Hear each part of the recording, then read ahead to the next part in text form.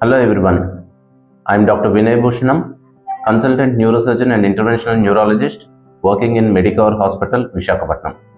ఈరోజు brain tumours గురించి మనం మాట్లాడుకుందాం. బ్రెయిన్ ట్యూమర్స్ అన్నవి చాలా రెగ్యులర్గా చూస్తూ ఉంటాము. అవి చిన్నపిల్లలకి పెద్దవాళ్ళకి అని తేడా ఏమీ లేకుండా ప్రతి ఏజ్ వాళ్ళకి మేము బ్రెయిన్ ట్యూమర్స్ అన్నవి చూస్తున్నాము.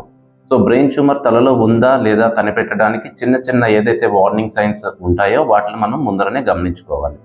ఆ వార్నింగ్ సైన్స్ ఏమంటే తలపోటు రావటము, ఫిట్స్ రావటము, మగతగా అయిపోవటము, తల తిరగటము, చూపు తగ్గిపోవటము, చెయ్య కాలు వీక్ అయిపోవటము, లేదంటే చెయ్య కాలు కొంచెం సెన్స్ తగ్గిపోవటము, లేదంటే తిమ్మిరులు రావటము, లేదంటే ముక్కులోంచి రక్తం కారడం, ఇవన్నీ కూడా బ్రెయిన్ ట్యూమర్కి ఇండికేషన్స్. అప్పుడప్పుడు ఏమీ లేకపోయినా సరే ఇన్సిడెంటల్గా వేరే దానికోసం ఇన్వెస్టిగేషన్స్ చేస్తే దొరికేవి ఇన్సిడెంటల్ బ్రెయిన్ ట్యూమర్స్ ఉంటాయి. సో ఈ బ్రెయిన్ ట్యూమర్స్ రెండు రకాలు ఉంటాయి, బినైన్ అండ్ మ్యాలిగ్నెంట్. ఒకవేళ మ్యాలిగ్నెంట్ బ్రెయిన్ ట్యూమర్స్ అయితే కనుక వాటిని గ్లయోమాస్ అంటాము. అవి గ్రేడ్ బట్టి మేము ట్రీట్మెంట్ చేస్తాము. సో అవి ఉన్న ఏరియా ప్రకారం దానికి ఆపరేషన్ చేసుకోవాలి. ఆపరేషన్ అయిన తర్వాత దాని గ్రేడ్ ప్రకారం రేడియోథెరపీ, కీమోథెరపీ ఇవ్వాల్సిన అవసరం ఉంటుంది. అదే కనుక బినైన్ బ్రెయిన్ ట్యూమర్స్ అంటే అవి ఉన్న లొకేషన్ బట్టి మేము ఆపరేషన్ ప్లాన్ చేస్తాం. చిన్నపిల్లలకైనా పెద్దవాళ్ళకైనా రకరకాల బినైన్ బ్రెయిన్ ట్యూమర్స్ ఉంటాయి. చిన్నపిల్లల్లో అయితే పోస్టీరియర్ ఫోసా బ్రెయిన్ ట్యూమర్స్ రెగ్యులర్గా చూస్తాము. అదే పెద్దవాళ్ళలో అయితే యాంటీరియర్ క్రేనియల్ ఫోసా ట్యూమర్స్ చూస్తాము. అందులో మెనింజియోమాస్ ఉంటాయి, శ్వానోమాస్ ఉంటాయి, చాలా రకరకాల బ్రెయిన్ ట్యూమర్స్ ఉంటాయి.